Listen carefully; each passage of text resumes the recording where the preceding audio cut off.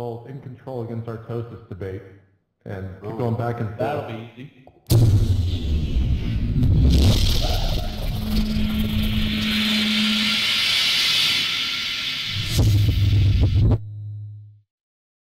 More field stabilized. For the turn of the heat. We gotta move.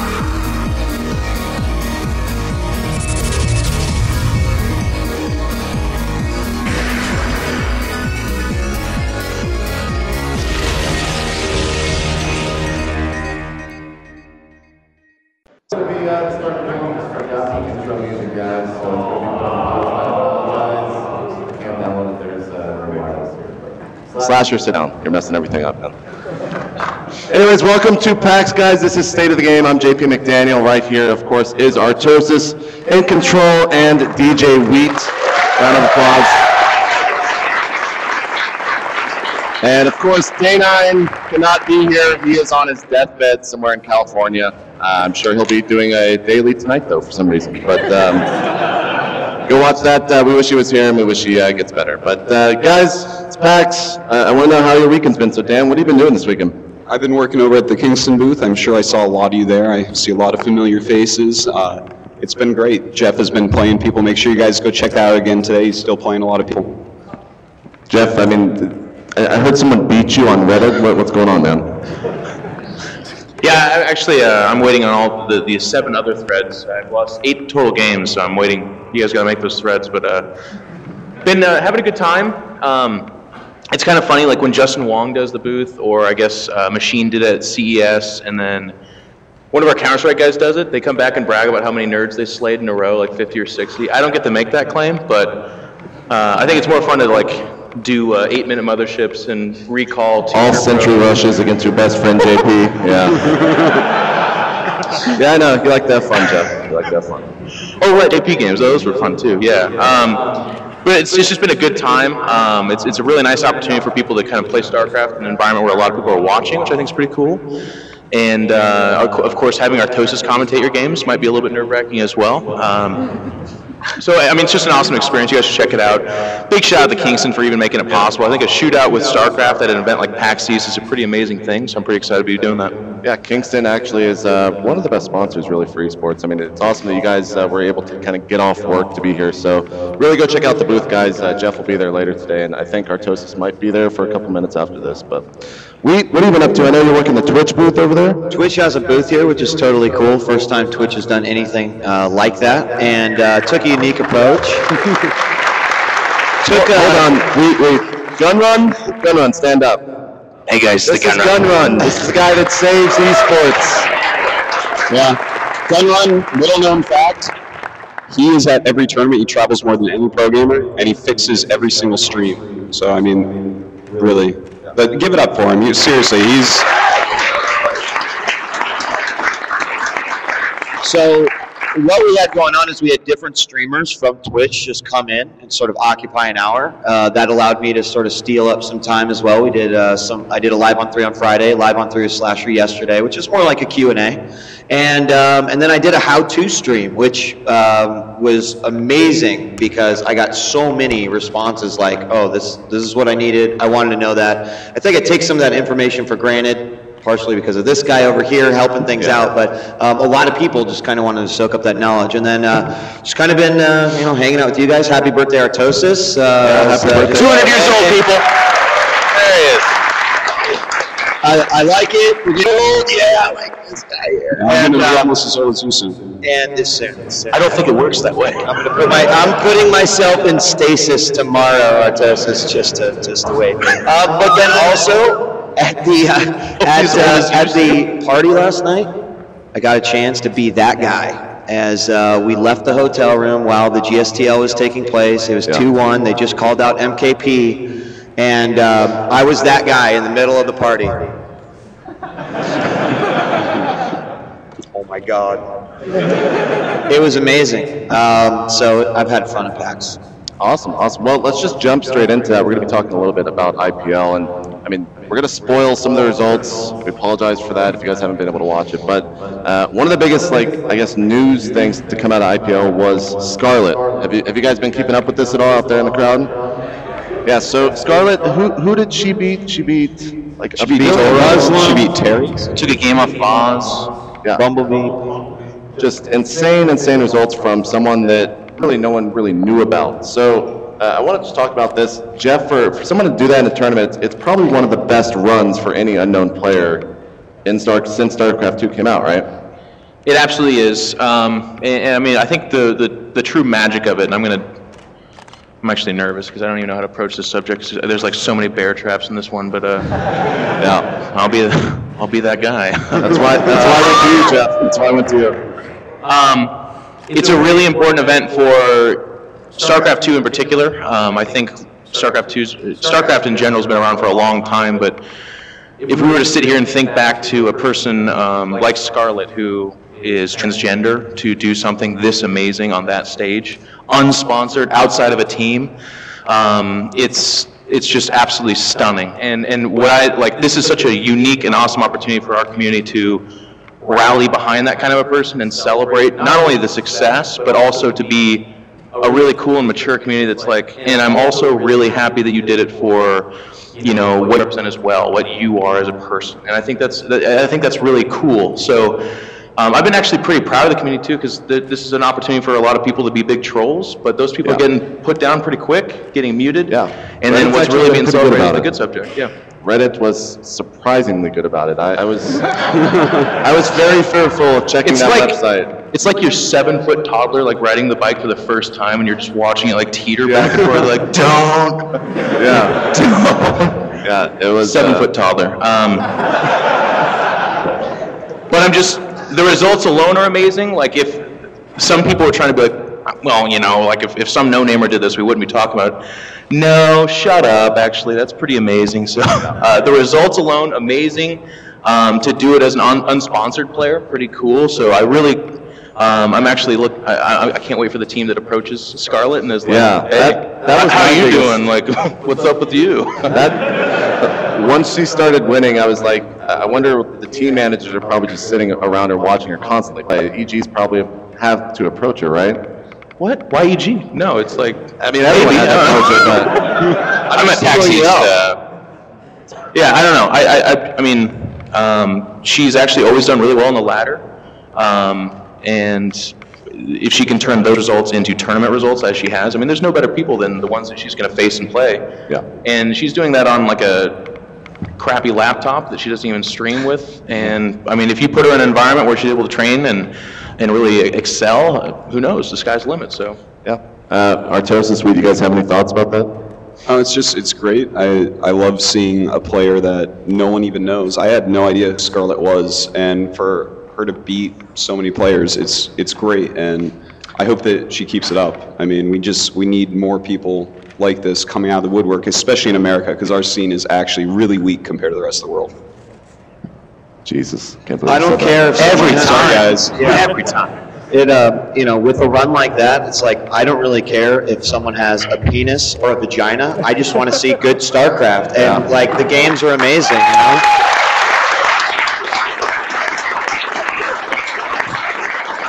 So, from one hot topic to another, we still need LAN in StarCraft 2, man. Yeah.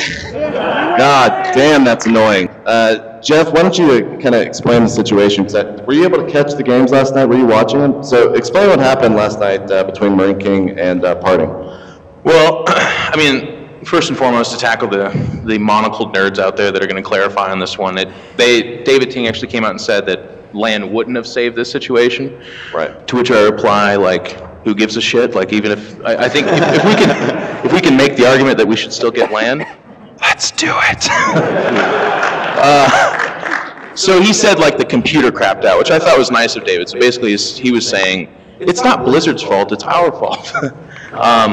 But even outside that, one of the most, like, GSTL has gone abroad outside Korea. They went to IPL, and they're hosting a really important event. They're bringing the Korean pro scene to a bunch of fans that there's no way in hell they get to watch that. You know, they don't get to be a part of that unless it's in Vegas. And it was just a huge momentous moment. Two of the big powerhouses for both teams came out, and like everyone, it was kind of weird to regard it from the place that we're at right now. I was reading the forums. Everyone's like, well, if he doesn't beat Marine King, who will? You know, and that was just kind of what everyone knew. And the tough part about that is that there's actually legitimate arguments on both sides of who should have won. Like, they would say the Bros player was up really far, and Marine King, you know, he had a cycle of production to come out. Could he have held it? The reason, I mean, they had to do a regame. That's just the way it is. And I think at the end of the day, if you put a gun to all our heads, don't do that. We would have to agree that there has to be a regame. It's just my biggest issue, and I'm sure you guys have heard me say this before, is that for as long as they're going to do stuff like this where they don't support the game, they being Blizzard, to the highest degree, where there's not like a reconnecting ability, there's not a save game and like go back into that moment type ability, or LAN. If we're not going to have that, then every time we try to have a momentous and huge and legitimate competition with, I mean, what if this was twice as big? And you know, like there's ESPN and the Zealots are walking, and we have a What is this screen? What is going on? John Matt. Well, just see here, there's disconnect screen. It's not going to work. It doesn't work. It makes our game look infantile every time that happens. So I don't want to hear specific arguments against things like LAN, because what I want to be hearing is how we're going to get those things implemented so that when we bring Korea to Vegas, when we bring Korea to another scene, we're not worried, oh my God, what if the worst thing right now happens because we're still playing a game? Yeah. I mean, is there anything that really needs to be said other than that? I mean, Dan, not really, right? All right, well, let's just bring on our first guest then. We need LAN, Blizzard, and make it work.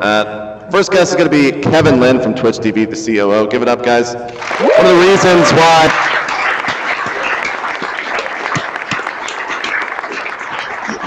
What's up, buddy?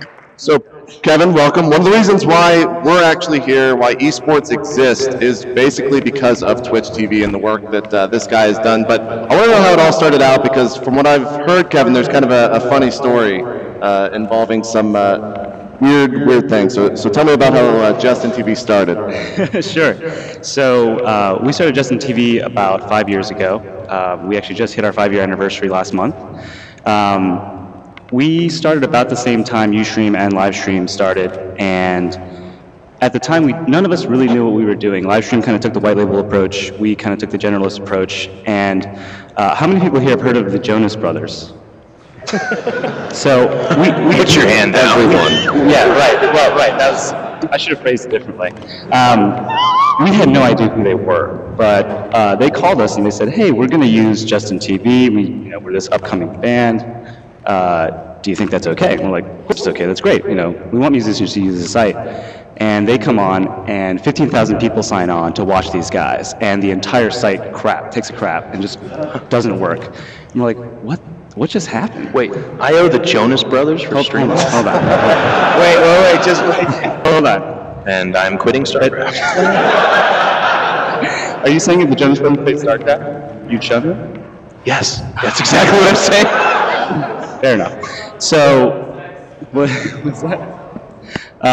So then they got signed by Hollywood Records shortly after that, and then they came on about 3 months later, and then 60,000 people tuned in, and once again the site completely took a crap and broke. And we're like, okay, like if we want to do this kind of broadcasting, we're going to have to figure out how to scale the site, or else we're going to quickly go out of business because these CDN bills are ridiculous.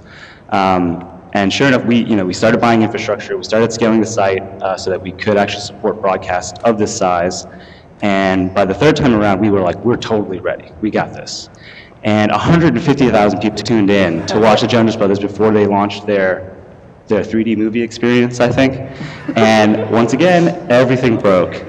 And it was worth every D of that movie too. But really, that's the reason why we are where we are today, is because we scaled the site on our own infrastructure versus using CDNs, because we knew, what Ustream and Livestream, if they were going to do this too, we're all going to go out of business. Live streaming needs to be sustainable, and that's how we figured out, well, this is what we have to do to scale the site to meet demand like this. And 3 years later, sure enough, we're having to scale up on the weekends to hit 400, 500,000 concurrents or more to support esports events. So in a sense, yes, Jeff, as much as I hate to say it, we kind of have the Jonas Brothers to thank, but we wouldn't be around right now. We wouldn't have even been able to start Twitch if we didn't have to scale the site. We weren't forced to scale the site by these guys. And it wasn't just them. I mean, there were other musicians, other Hollywood guys. We were reaching out to a lot of those guys back, in the early days of Justin TV, to try to find something that was a sustainable business for us to do. And it really wasn't until we decided upon doing gaming that we're where we are right now. Well, you told me it was bad, but I didn't know it was that bad, man. Jeez. It's better than the other option. So what's next? I mean, you guys have actually been throwing a lot of money at different tournaments out there, sponsoring players like Grubby. What do you guys have in store? Like, what's the next step or the next evolution for Twitch? Sure. I mean, the big thing for us is, we talk a lot about esports with Twitch, but there's a lot of casual gameplay, a lot of retro gameplay. There's charity marathons and speed runs, and we periodically will reach out to various communities like that to help grow those guys. We work with a lot of developers as well to use the platform for marketing purposes, and for the purposes of putting players within the game clients and so on, to help promote that activity of live streaming, to help just grow the scene overall, to tell other players that are signing into StarCraft 2 that don't realize they can watch people. Of course, in terms of StarCraft 2, there's very few people that don't know, but there are lots of games that this scene isn't quite as big. So getting the word out, figuring out how to promote streamers, streaming in general, getting better tools out there for streamers, definitely improving discovery. I'm sure most of you guys know, search is not the best on the site right now. That's something we're fixing. VOD discovery is something we're fixing as well and working on. Improving tools for you guys to self-promote, scheduling tools, playlists, and so on. So lots of cool stuff coming out. I can tell you as a StarCraft 2 programmer, there's a lot of players that are being sustained almost exclusively off of Twitch revenue, which is pretty amazing for sustainability in the pro gaming scene. There's a lot of players that deserve to get paid a lot more, but of course the market's not there yet, but Twitch is allowing them the ability to justify spending more time playing StarCraft. And that's just at the base level, one of the most important components to why StarCraft 2 has a chance to make it big. Yeah, absolutely. You work for Twitch. I've asked you this before. What do you do at Twitch? What is your job? What do you do? I feel like I get answered this all the time. Maybe I should just have Kevin answer. I'm a people person. I'm the office guy. Really? I'm serious, Kevin. Sure. So Marcus is basically... No one believes me when I talk about what I do. It's no, you just watch streams all day. We know what you really do. It's true. No, we've so at Twitch we've got about 55 people now. 70% of them are developers, so we're very, very technology-focused company. As a result, we have very few people on the other side of the office, the business side, the community side, marketing side. So we're a pretty scrappy team. Marcus basically does a little bit of everything. If you're a player that wants to play, Marcus might be the guy that you end up talking to get set up. To stream. He might be the guy that sets you up. If you're a big tournament like ESL, you need a point person at the company so that someone can keep organized as to what features need to get built. That's Marcus. If you're looking for sponsorship for a local tournament, Marcus might be making that call. So really, Marcus does just about everything. He's sort of my right-hand man there. Helped me run the network development team, which is, we've put together a pretty good team there. But Marcus kind of helps out with a lot of day-to-day, talking to developers, talking to teams, talking to leagues, and so on. So. And I mean, one of my favorite aspects of the job is obviously the esports side of it. I mean, right, it's a given. I love to be able to sit down at work in the morning and turn on streams and watch, see who's rising and different things like that. But I really feel like the marketing aspect of what's happening with Twitch is quite amazing. And it's really cool to see smaller companies who don't have millions of dollars to put a billboard up in Los Angeles or millions of dollars to do print ads. And suddenly we have this new sort of alternative marketing for these types of companies, independent developers that can, get put on the front page of Twitch and showcase their game to like thousands of people that are all gamers and would, potentially buy a title like that. Like, I think that is fascinating, and I think that can also help with sort of the growth of not only video streaming, but, esports in general. Because, and if anyone attended the panel on Friday, there was a great panel that Kevin led that was basically about video games aren't just for watching anymore. And, that is a concept, because now you've got companies that are looking at the fact that, okay, yes, people are playing our game, but also people are going to Twitch, they're streaming their game, and then people are watching it. So suddenly they're thinking, how do we make that a better watching experience as well? And developers, 2 years ago, there's no freaking way that any of them were even considering anything like that. They're like, no, push it out the door as quick as we can. We got to, deadline. And now suddenly it's like, well, we've got this new aspect of community, this new sort of ecosystem that exists, this new form of gamer, the one that will play but also will spectate. And I love working on that. I think it really is kind of the future for all of this. So yeah, absolutely. Well, we're gonna actually kick the two of you off now. Bring on our next two guests. So give it up, guys, for djWHEAT and Kevin Lin. Bye-bye, brother.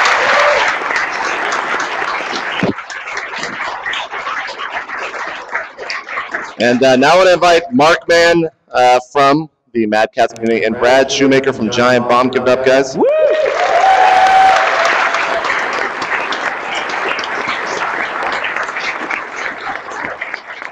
Now, first off, Brad, last night at the Giant Bomb panel, you were very, very nervous. Yeah. Make you nervous? I don't have the benefit of alcohol this morning because I can't live my life that way. So. Sure you can. Sure you can. Maybe next year. Brad, does the name of your company make it hard to travel? Yeah, you'd be surprised. You'd be surprised. I In fact, would not be surprised. We used to resort to using our parent company's name, but that was Whiskey Media, so I didn't really have much use. Funny story, Brad, about your podcast, actually. I was on a plane sitting next to someone. He asked me what podcast I was listening to. Stewardess walks by and I said, I'm listening to the Giant Bomb podcast. Be careful. She gave me a weird look. Be careful with that. It's a Great story, JP. Yeah, thank you. So anyways, Mark, man, any fighting game community fans out there? Hi. So why don't you kind of introduce yourself to, I guess, esports, and tell people really what you do for Mad Cats. Sure, I'm the community and a sponsorship manager for Mad Cats, and I'm mainly from the fighting game community, but at Mad Cats, I don't think a lot of people know that we make everything. We don't just make fighting sticks. That's probably what we're known for lately. Well, we're trying to support everything as much as we can. So we're in PC stuff, we have all this other stuff, but what we really want to do is just support gaming in general, and I think that's our main goal. And Brad, for Giant Bomb, do you guys even have titles over there? Like, what is going on? I think Ryan's like Commodore or something. I don't know.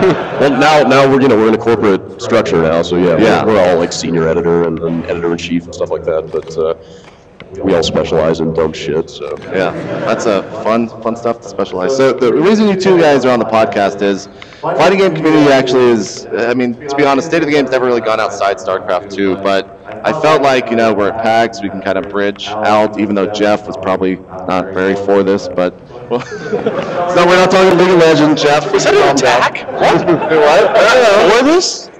No, I think people should play Lester games all the time. There it is. It just makes my game look better. I don't think you'd be good at fighting games anyway, so it's okay. You're right, I know. Do you think he's more likely to get blown up or bodied? Doesn't matter. Weed is apparently body, like fighting games too. It's true. Okay. It's true. I know. We just play StarCraft pretty much. Well, never mind. I'll leave that joke alone. But anyways, JP wants to body you. Yeah, I guess. Whoa, Jeff went there. Brad, in terms of covering esports for Giant Bomb, you've done some stuff. You went over to the GSL. Yeah, the second finals between he was Foxer. He was Boxer back then. Yeah, Prime and ST. Yeah. And then every now and then, each community, the fighting game probably the most prevalent recently. Drama comes up There's some stuff going on. in mainstream. Guys did a great job getting that headline right.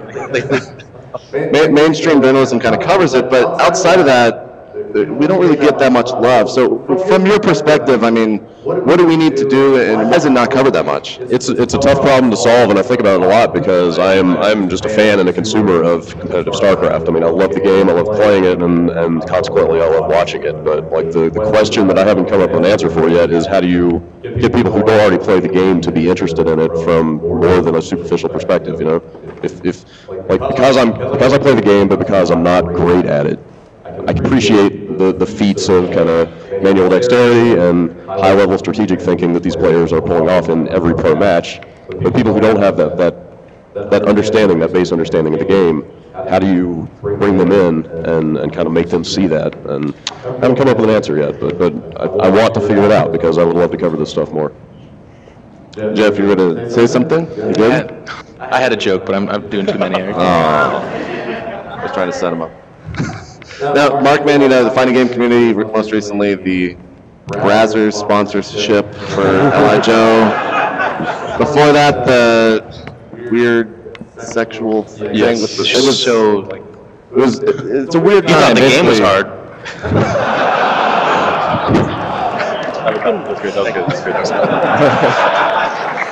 Fist bump there for people listening to the audio. Even that, Markman and I just pounded that. Again, Brazzers changes everything. Damn. So, what's going on, man? Like, it's such a weird time for the fighting game community, but just in esports in general, like, that is pretty unheard of. So how is that really affecting everything at the, I guess, the most basic level for you guys? At the most basic level, I think a lot of people are like, whoa, that's kind of crazy. I mean, just looking at it as a fan, I was like, wow, Joe's crazy. He was approached, I guess he was talking with Brazzers. Guys, don't look it up. I don't condone that stuff. but It's Easter, come on. Yes, it's Easter. So, oh yeah, happy Easter, everyone. I forgot about that. I mean, the fighting game community, I mean, there's not that many sponsored players. It's kind of like where esports was years ago. So more and more players are getting sponsors. They're trying to reach every which way to get sponsorships, funding, to get to events. And I guess a lot of the people that are enthusiasts watch streams, and the trolls were urging Long Island Joe on to get some kind of sponsorship from Brazzers. And I guess they talked, and there's a possibility that Brazzers will be supporting the fighting game community. Can you, like, a lot of times the arguments I hear, and I could be completely ignorant on this, so do please correct me if I'm wrong, but I do see, like, when these subjects come up, I read about it, it's very fascinating, and a lot of the arguments I do read is there, I mean, I think I hear a large portion of the fighting game community actually actively fights against esports being brought to that realm, and they don't want money, they don't want sponsorship. Is that making it hard on the players, or is there division there? No, people love money. I mean, people want, yes. People want the ability to be able to travel, they want support, they want to be able to do the things they want to do. It's just, there's a group of people that just don't, they don't want to lose what they built up, the grassroots mentality, the kind of raw, edgy thing from the fighting game community that's been built up like over all these years. But I think people want that support, and I'm for esports. I love esports. I think what everyone's doing to help make the games bigger and better and more accessible to everyone is the way that everyone needs to go. And that being said, as a sponsorship manager at Mad Catz, I'm looking at the bigger picture. I want to be able to support these guys, and it's rough. I mean, people make dumb comments, stupid mistakes, but moving forward, I think what everyone needs to do is kind of accept everything and see that this is the way, this is the future. Streaming, I mean, Twitch has been doing a great job supporting the fighting game community. They actually have a separate team page for all the fighting game pros, and I really respect that because they're trying to get these people on the same page and do all that cool stuff. So big shout outs to Twitch for that. So.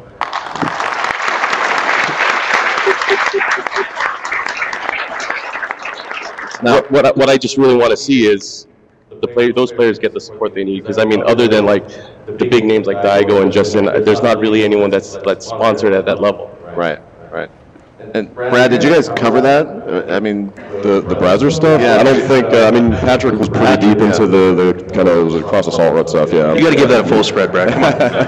I don't think he's dug into that stuff yet. But I mean, to your point about like trying to keep the grassroots vibe of that community, you can be raw and uncensored and unfiltered without being exclusionary, without pushing away your potential audience. You know, Like, don't make the community seem inhospitable. Yeah, I mean, you want to be welcoming, you want to bring people in. Yeah, there's individuals, obviously they're very outspoken, but for the most part, a lot of the organizers, a lot of the community leaders, they're all for it, they want to grow the scene. So a lot of that stuff doesn't really get focused on. The fighting game community is being bashed left and right by all kinds of media, and I think that's good. It's a wake-up call. But everyone just needs to know that everyone else is watching. Yeah. Thank you, Internet. Just be cool. It's the 21st century. Yeah. You know? Be cool. Indeed. Dan, you've been kind of quiet over here. I know. I think there's something to say, and they keep talking. They go over and say exactly what I wanted to say, so I've been sitting here. But I want to say about the Brazzers thing again. I wish that we were in a place where it would be okay to be sponsored by that. You know, and djWHEAT, I think, actually said the best thing on Live on 3. If you guys didn't see that episode where he talks about the Brazzers sponsorship, it's really intelligent the way he lays it out why it's not okay. But I feel like it should be, and it's too bad that this guy, you know, he might have been able to get a sponsorship, but it's not a good idea for him. Everyone watches porn, guys. It's probably the best way to sum that up. So, Martin, of course, want to thank you for these sticks over here. We're going to be giving those out for questions. Oh yeah, I brought some prizes for everyone here. So I guess whoever asks the best questions later on, we have 2 arcade sticks and we have 2 of our gaming mice that we make. So hopefully one of you guys gets one of those. I'm going to make Jeff be the decider of that, just to be a dick. Okay, I decide. Yeah, Jeff gets to decide on the good questions. He's just going to keep it. He asked me for one earlier. Oh, Mark, man, embarrassing me on stage. That's Mark, Brad, that's actually how we got. So thanks for coming on, guys. I know, Brad, you got to catch a flight later today. So now we're going to start, we've actually got about 30 minutes left. So we're going to do 30 minutes of questions. I think we're going up in this aisle. So as soon as he gets over there with the mic, we'll go ahead and start taking them. And best question wins. Couple things. JP, did you have something to tease? Oh yeah. So I mean, it's a late tease, Brazzers. So. Yeah. We have something to say at the end, JP? Yeah. I'm trying to think. I guess at the end of this, you'll realize why we haven't done a show in quite some time. And we're going to kind of tease, as Jeff does best, we're going to make an announcement of an announcement. And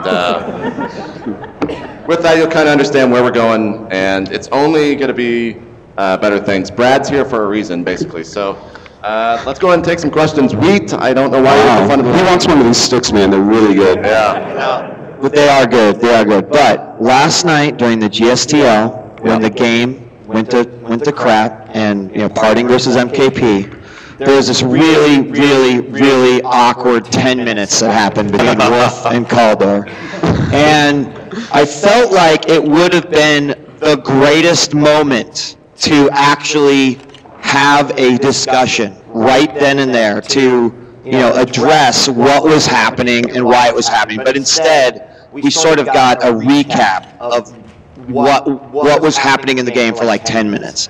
And something happened that boiled my blood, and I wanted to get your guys' opinion on it. And that, obviously, the room was pissed. We want LAN. Reddit went down because of our StarCraft. And Wolf says, all right, well, you know what? It's great that we've got Mike Morhaime and Dustin Browder right here. So everyone, let's give them a round of applause. And you know what? Like, I'm the first one to say, let's give these guys a round of applause because they made a great game. But I also feel like at that moment, they didn't deserve any damn credit. Yeah. I want to hear what you guys have to say. I agree completely. Yeah, that's a weird timing to say something like that. I'm going to have to talk to Wolf. By weird, you mean terrible. Yeah, that was a good idea. Yeah. Oh my God. Like, I don't know. I think he was like he doesn't. A rain delay in a baseball game, and then let's give it up for Rain right now, please, everybody. Thank you, Rain. Without it, we wouldn't have the necessary nutrients and the world would die. Thank you. That's actually a good metaphor. Okay. I don't know why, or I can't believe that you got to talk to him, Artosis. I think Mike Morhaime and Dustin Browder would be good people to answer this. Like they'd be pissed. They're like, don't draw attention to us right now, you jackass. We're not even in the room. Give us a break. Like, exactly. That's what they'd want. I saw actually djWHEAT tweet last night. I was glad. I mean, he said that's like some of the biggest fluff I've seen in a while. Yeah, And I saw that tweet. I didn't know what it was about, but it makes sense. here's the now. thing: Wolf is kind of like Artosis' protege. They're actually he's like one of your chromosomes that's like separated and become its own living being. But he's learning, so I mean, it's important that we basically hear that because he's on some of the biggest stages in the world. It's really important we put our best foot forward. So it's not like nobody should call for him to be fired. Nobody's gonna. When Wolf streams, I will not watch. I will not watch his stream. No, it's not gonna happen. But let us all make fun of him for about a day and a half, 2 maybe, and then he'll learn, and then he'll become a better commentator for it. Yeah, you know, when commentators first go on the live stage in front of a crowd, it's a lot different from working studios like GOM. You know, studios are a lot easier. You're in a very comfortable place. You're there all the time, but, you know, it's his first live event, so I understand, you know. He had to fill for 10 minutes, an awkward 10 minutes, and he's like, his brain's probably racing trying to figure out what to say, so. Yeah. So I said the worst thing. Seriously, the worst time. The worst thing possible, basically. Next question. Hi, iNcontroL here and Wheat's here. So I'd really like to know when Epileptic Gaming is coming back. Do you want to? Jeff, do you want to clue him in? Well, I think what I would say on that behalf is I'm a huge fan. I can't wait till it comes back, but I don't think there is a date yet. Soon, but said like this, soon. I can't wait, man. It's gonna be freaking awesome. It's one of the best shows on the planet where they yell at people. Like that's actually like, there's like trolls out there doing troll push-ups right now, getting ready for that show. And I can't wait because all the trolls that call into like inside the game are gonna be like, oh, that's how you do it. Oh shit, that's like actually funny. Oh.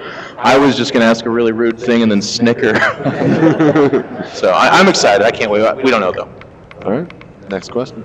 All right. So, Dan, have you seen Pro League finals yet? No. Okay. I'm not going to spoil it for you then, but it's pretty good. Anyway. Thanks for the spoil, man. Now that so there are rumors that Kespa is going to be getting into StarCraft 2. What do you think this means for the foreign scene and the kind of that split between the foreign scene and the Korean scene? You know, I think the split may become even wider. It might be bigger because, first off, the Kespa players are better. Let's not kid ourselves. A lot of StarCraft 2 pros out there right now, especially in Korea, they say, no, the StarCraft 1 pros, they suck at StarCraft 2. Well, that's because they're still playing StarCraft 1. When we look at who's actually the best players in StarCraft 2, they are StarCraft 1 players, but they are not the best. Like, MVP was the best active guy that came over, but he was nowhere near the top of StarCraft 1. Yeah, he got a top 4 in OSL, but he was like a joke Terran for years, so the skill gap is going to get bigger, most likely. Also, Kespa in the past has been, you know, they really haven't let their players travel. They keep them on a strict schedule. The sponsorships are big. They stay in the house. They practice all the time. They don't do a lot of events. So unless Kespa like expands its view and realizes that there's such a big market that these guys should be traveling, we may see more StarCraft where it's divided, like, you know, the Koreans are doing their thing, and then some of them come to tournaments, but not as many. So that's a possibility, but I think that they're getting smarter and they're evolving with the times, and we should see the Kespa players traveling a little bit at least. And I hope that's not the case because it's a different environment. In Brood War, it was like expected that if you wanted to see those pro players play, you went to Korea or you watched Korea. But now, I want to watch DreamHack and I want to see Flash. I want to watch MLG and I want to see J-Dong. I want to watch NESL and I want to see Bisu. Like, these things need to happen, and if Kespa withholds those players, I don't know if StarCraft 2 is going to be too happy with that. I hope not. I hope people get pissed. That would be the case. Thank you. But we would like to give you a mouse. It's a great question. Thank you very much. Thanks, man.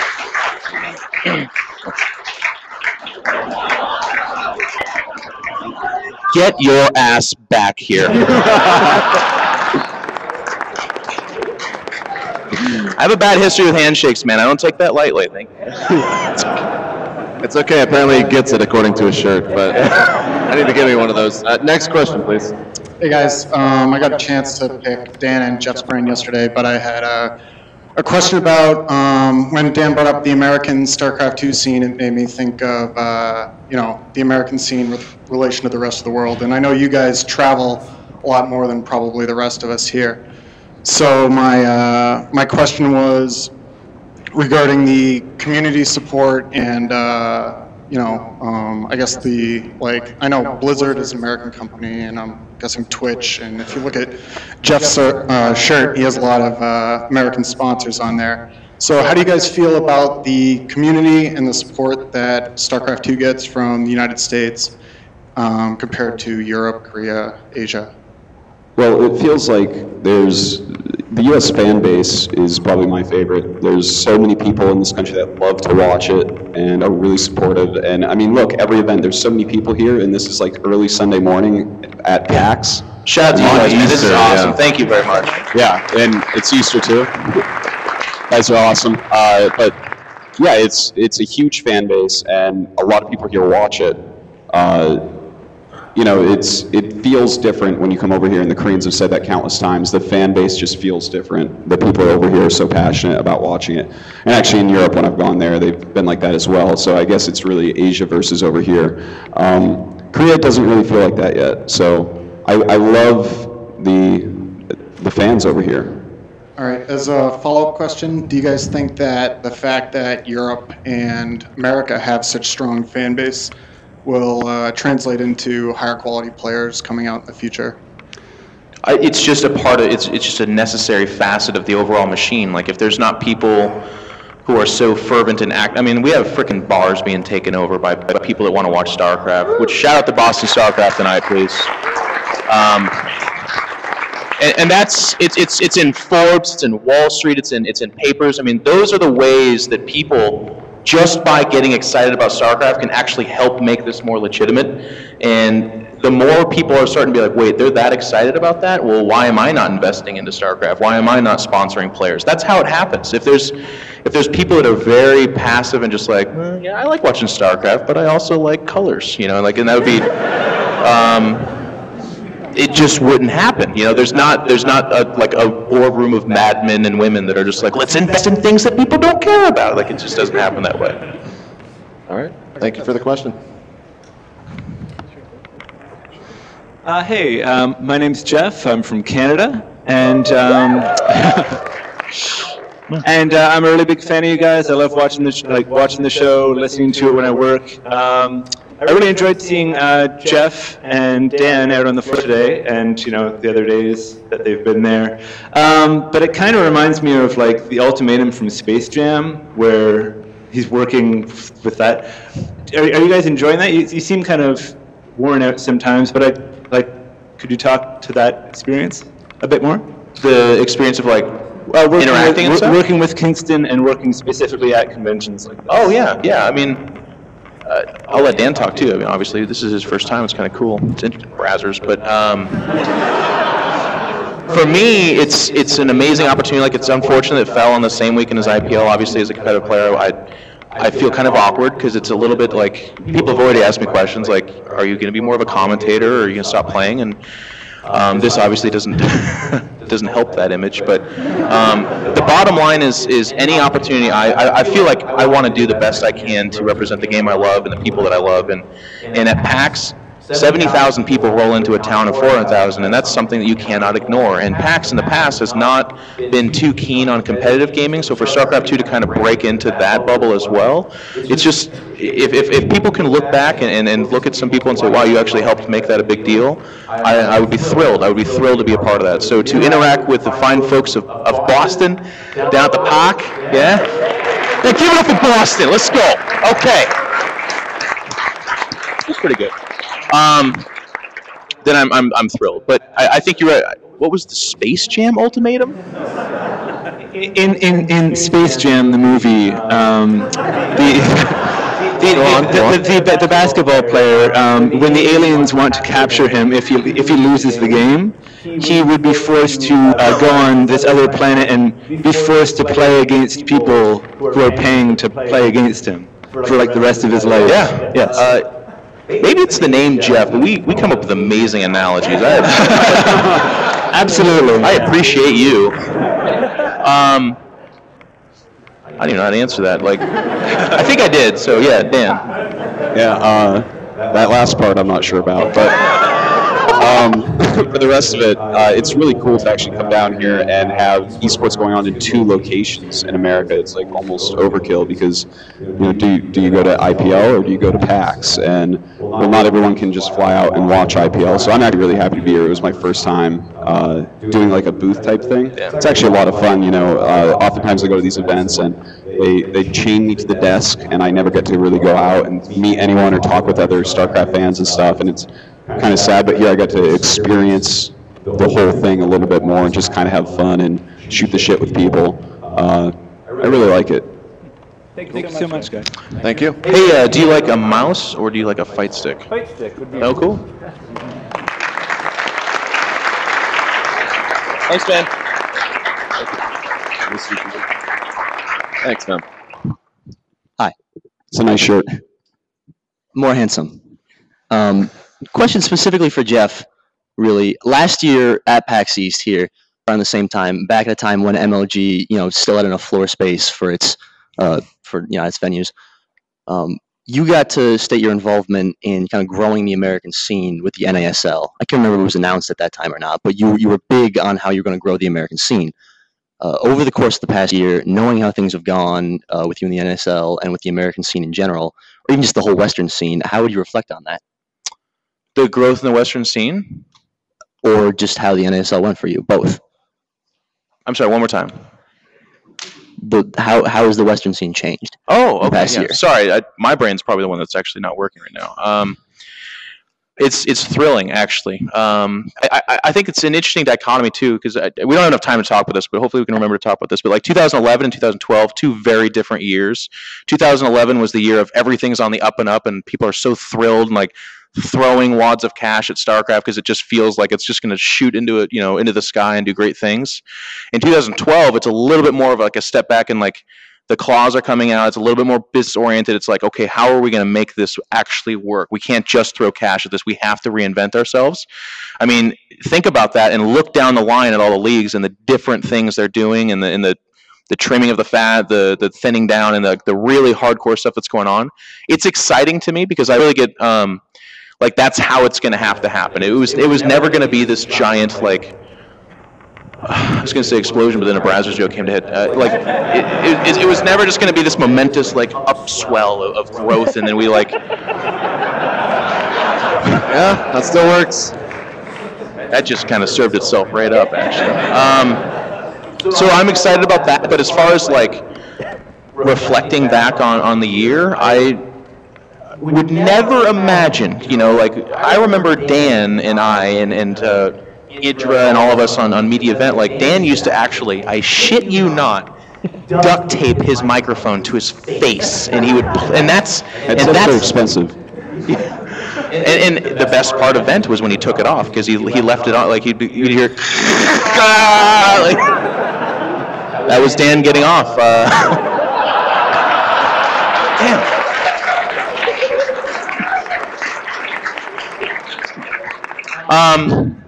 And now he's in a suit. He's in Korea. There's like rotating colored lights behind him. It's just absolutely amazing. For myself, I'm sitting in front of an audience of amazing people, and it's 10:30 in the morning on Easter Sunday, and you guys still came out. That's freaking awesome.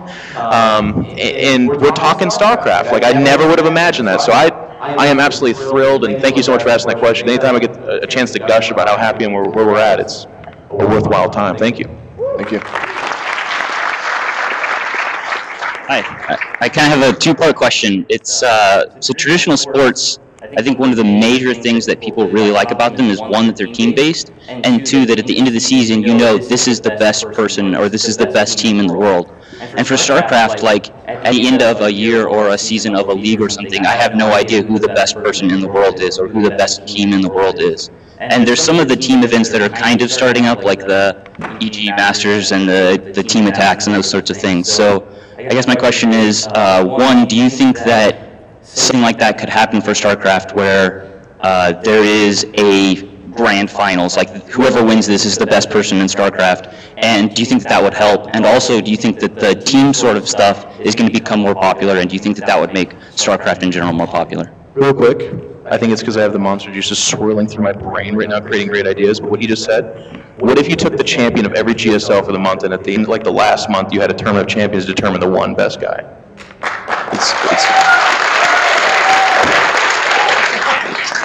It's not a bad idea. No, it's an amazing.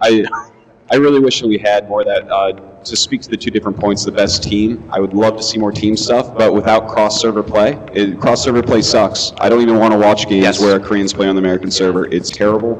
It's laggy. It is not like a real thing that's happening. And you know, if we could just get some sort of like program or something like we had in StarCraft 1, we could do something like a really nice team league and see how that goes and get the best team. I think that's something possible. So now we're looking at, like, I guess, which players won the most on the team. Like, is it IM? Is it EG? What is it? I don't know. But for the best player, yeah, I would love to have some sort of tournament like that. I'd love to bring back something big like a WCG type thing that we had in StarCraft 1, where it's like, well, now we have the best players from every area, you know, the ones that everyone can prove themselves, and now we can see who's best. But I mean, WCG kind of failing right now. We don't really have something like that. Blizzard, I mean, Blizzard's basically. I think that's what they're trying to do. I mean, they're trying to. I'll see how it goes. It hasn't started yet, so. But for now, I think we just have to do it like in StarCraft 1, where you're like, well, who's winning a lot of OSLs right now? You know, who's actually finishing high in GSL all the time? That's probably the best way to look at it. It's a lot harder in this scene too, because there's so many different tournaments and leagues out there. I mean, MLG and ASL, IPL, GSL, the Blizzard thing, the EG Masters, everything. If you look at the collective picture, I guess you can probably get the best player, like Marine King winning 2 events in a row. Look at DRG, he was in like 4 finals in a row. It's like, well, these two this is a good argument right here for these two. Yeah, I think the closest thing right now is probably the Blizzard tournament. But would you like a mouse or a fighting stick? Mouse. Give this man a mouse, please.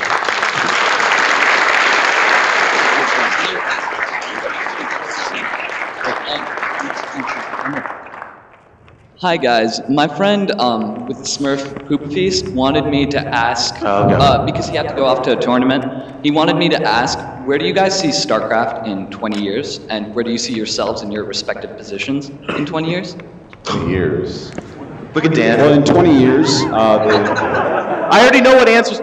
Yeah. In 20 years, I'll be on my StarCraft 3 beta should be almost coming out, and I'll be anxiously awaiting whether, I don't know how. I mean, StarCraft 2 should not still be working in 20 years. Like, StarCraft 1 lasted like 10, about, I would say. It'll be like Liver of the Swarm by then, I think. Yeah. You know, I wonder if another RTS game will take over within 20 years. I don't know, because like, I love StarCraft, but I'm not in it for the lore. I'm in it for it being the best RTS game that there is. So, yeah, I'm not sure what game it'll be, but I think, you know, esports will still have a top level RTS, and I certainly will still be involved in it. I'll be like playing, and I might have arthritis. I don't know. We'll see. Probably. 20 years from now, I mean, I actually I wrote up a big blog about where I'd like to see StarCraft go, essentially, and I would like it to be, you know, obviously we're hugely biased, so if there's, you know, I'm sorry if I'm offending fighting game people or something like that, but I'd like it if StarCraft carried the torch of esports into the mainstream. I wouldn't mind that, and I'm going to work as hard as I can to see it get there. And I want to see ESPN coverage of this week's MLG championship in some like Sky City or something like that. That'd be really cool. Which of course I would take my flying car to. You know, and that's not the pinnacle of where I want it to go. That's just like the example. I want to see it discussed over the household dinner. Like, I want favorite players to have trading cards that people are talking about. I think that'd be really cool. Yeah. And as far as where I see myself, at that time I would be 46. So hopefully I would have, at that time, like 7 kids that are all in the GSL or something like that. And, you know, I hope parents would raise their kids to go to the GSL. They're like, come in for dinner, and then you got to do your StarCraft. And they're like, that'd be cool. Also, my question is, what is your best stories and best techniques of stalling between games where you have, you know, those long periods of time, sometimes the camera's on you for them? What are your best techniques for that, or best stories? You mean like As when casting? commentating? Yeah. Like killing when time, you're- right? Yeah, when you're commentating and you have to kill like a minute while the cameras are on you and the game hasn't started. Well, Yeah. one of my favorite things to do is awkwardly ask for cheers for the people from Blizzard.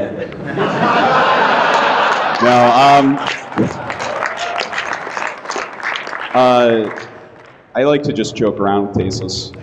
We just start talking about anything. It doesn't even matter. And yeah, shout out for Tasteless. Couldn't be here, but yeah, I don't know. I fall back. If something really interesting is happening, I like to go over that. But otherwise, I like to joke.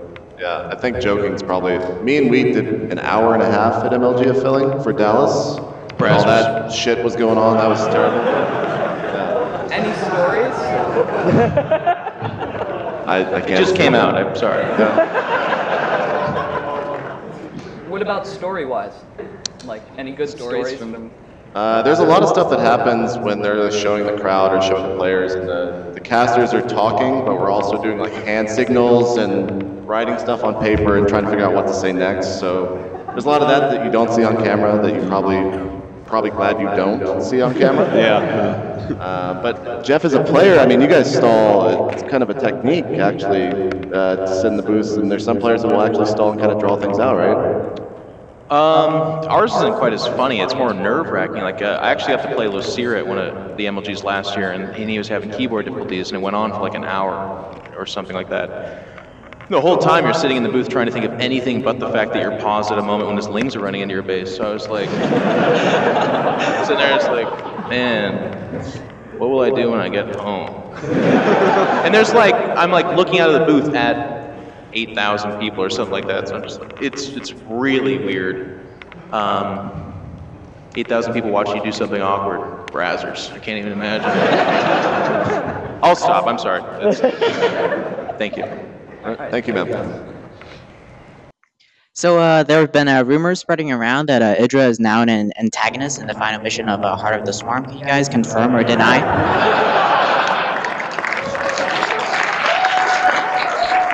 Well, he was going to be, but then he left early. So it was...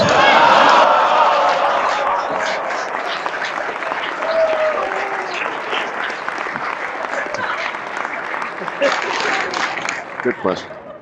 So the announcement of Blizzard's World Championship, it's like great, it's awesome, I'm all for it. I was just wondering if you think it's a good representation of like skill of like a world champion, or if it's just like Blizzard's false hope. You know, I think there needs to be something like that, like I was saying before. In StarCraft 1, we would have WCG a few of those years, in the glory years of StarCraft 1, we had players from almost every country. Basically, if you were the best player in your country, you were at WCG. And even though we knew that we would never, ever, ever, ever, ever beat the Koreans, I felt like that was the most legitimate thing, because I feel like we should at least get that shot.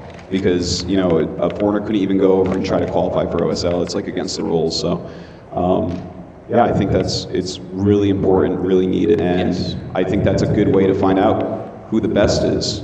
I mean, just a good example would be Scarlet. Like a big part of the reason why we're talking about Scarlet is because she beat Koreans. Not like beating the Muslims was a very big deal, but there's always going to be the story, whether people like it or not, non-Koreans versus Koreans. And the more tournaments that bring that into close proximity with people, I don't think it necessarily determines the best player in the world, because you'll always have that fallback of, well, the best players are Koreans. We're not having as many Koreans determined in that tournament. But you're creating storylines, you're creating excitement, you're creating big names, and that's really important for the scene. So in that facet, it's very important. All right, I think we have time for one more question. They're cutting it short, so sorry for everyone standing in line. It's a nice shirt. Oh, thank you. So you guys were talking about during the panel about how to make, you know, StarCraft accessible to people that obviously don't play the game.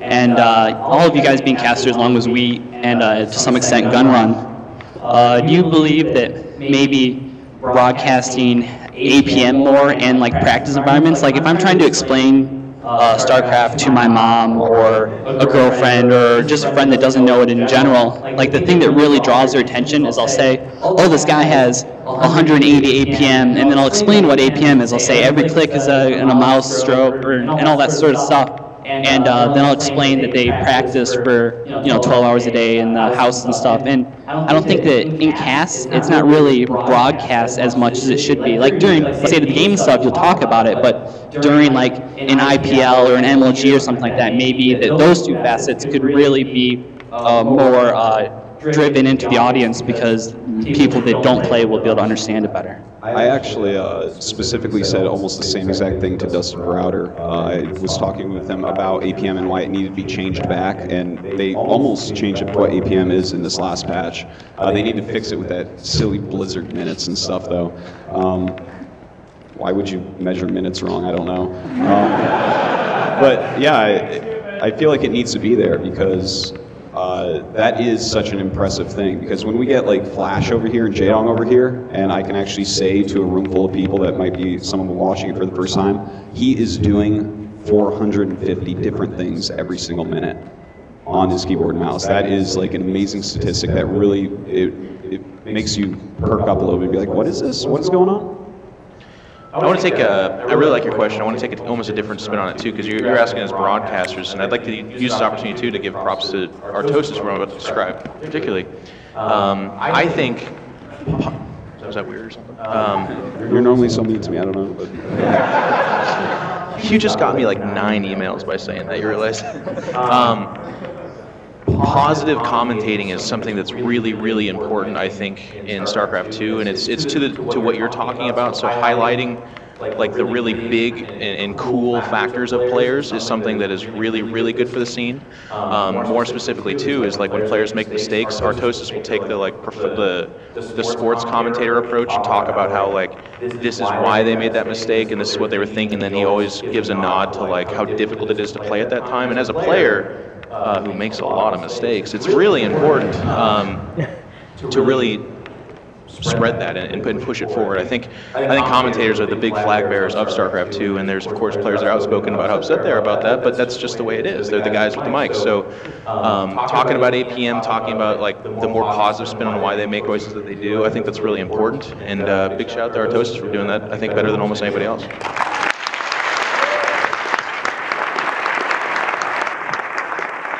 And wouldn't you know it, we want to give you a fighting stick. Oh, thank you.